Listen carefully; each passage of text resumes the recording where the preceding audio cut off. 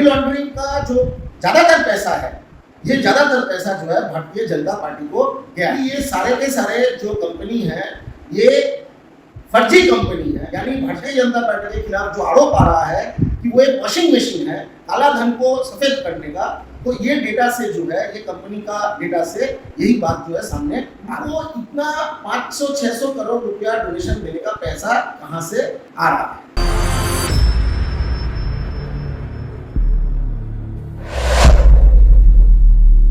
ये 385 कंपनियों में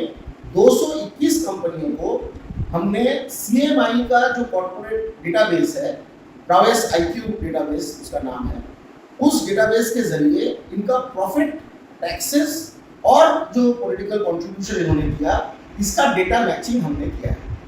और इसके जो फाइंडिंग्स है वो काफ़ी दुश्चिंता पैदा कर रहा है, क्योंकि हमको 33 ऐसे कंपनी बीजेपी को डोनेट करते हुए मिला है जो कंपनी पिछले 7 साल से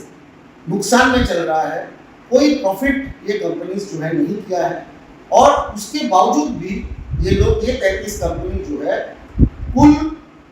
580 करोड़ रुपया का डोनेशन किया है, जिसमें 400 करोड़ रुपए बीजेपी को गया है, बाकी कांग्रेस, तृणमूल और दूसरे पार्टीज को भी जो है किया है।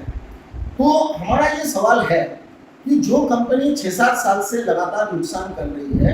उनको इतना 500-600 करोड़ रुपया डोनेशन देने का पैसा कहां से आ रहा है। हमको ऐसे और 6 कंपनी मिला है जो कंपनीज ये इलेक्टोरल बॉन्ड्स के जरिए जो है 600 करोड़ से ज्यादा रुपए का डोनेशन जो है किया है, जो ज्यादातर इसमें जो है बीजेपी को गया है। ये कंपनीज का जो मुनाफा है वो 200 करोड़ से भी कम है।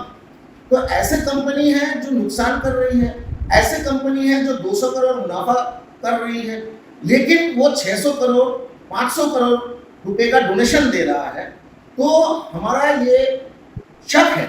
कि ये सारे के सारे जो कंपनी है ये फर्जी कंपनी है, शेल कंपनी की तरह, फ्रंट की तरह ये कंपनी इस्तेमाल हुए हैं और किसी का काला धन को सफेद करने के लिए, जिसको मनी लॉन्ड्रिंग कहते हैं। और ये मनी लॉन्ड्रिंग का जो ज्यादातर पैसा है, ये ज्यादातर पैसा जो है भारतीय जनता पार्टी को गया है, यानी भारतीय जनता पार्टी के खिलाफ जो आरोप आ रहा है कि वो एक वॉशिंग मशीन है काला धन को सफेद करने का, तो ये डेटा से जो है, ये कंपनी का डेटा से यही बात जो है सामने आ रहा है। 55 कंपनी को आइडेंटिफाई किए हैं जो इस साल और इससे पिछले साल, यानी 2 सालों में ये 7.5% कैप, उनके मुनाफे के जो एवरेज है उसके ऊपर 7.5% का कैप को उल्लंघन करके करीब 1378 करोड़ रुपया इन्होंने चंदा दिया।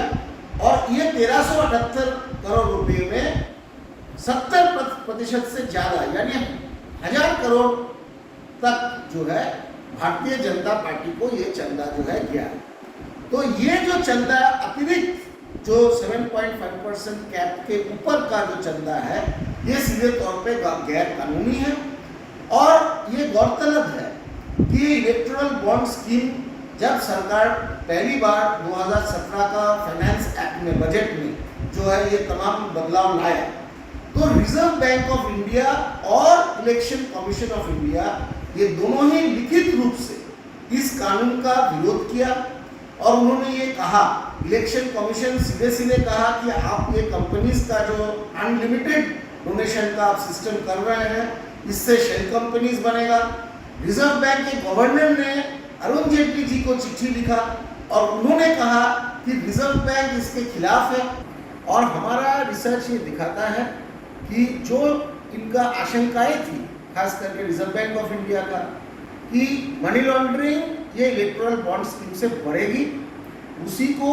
जो है, वही जो आशंका है वो सच साबित हुआ है।